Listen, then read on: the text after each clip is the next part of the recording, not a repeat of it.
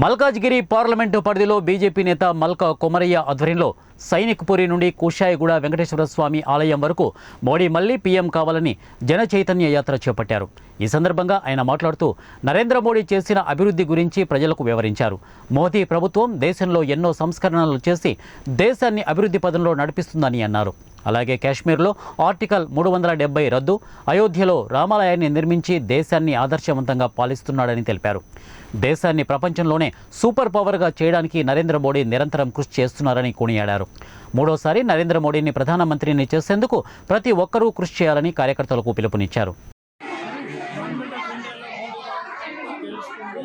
మళ్ళీ third time Modi గారు prime minister అవుతారు. అందులో భాగంగానే గవర్నమెంట్ ఆఫ్ ఇండియా చేసే స్కీములన్నింటినీ పబ్లిక్ తెలియజేయడానికి పాదయాత్ర తీయడం అయింది. అందులో మన మల్కాజ్గిరి పార్లమెంట్ బీజేపీ ఉద్దేశించుకొని మనకి లార్జెస్ట్ కాన్స్టిట్యున్సీ కాబట్టి మనకి మోడల్ కాన్స్టిట్యున్సీగా డెవలప్ చేయాలనేది మా ఉద్దేశం. మోడీ గారికి ఆల్టర్నేటివ్ ఎవరు లేదు, ఆల్టర్నేటివ్ పార్టీ కూడా లేదు. బీజేపీ మోడీ గారు ప్రైమ్ మినిస్టర్ ఆయన ఇంతవరకు చేసిన పనులతో ఆయనను వరల్డ్ లీడర్గా కూడా ప్రతి ఒక్కరు యూజ్ చేసుకున్నారు. కాబట్టి బీజేపీ గవర్నమెంట్ వస్తుంది. మల్కాజ్గిరిలో బీజేపీ తెలుస్తుంది.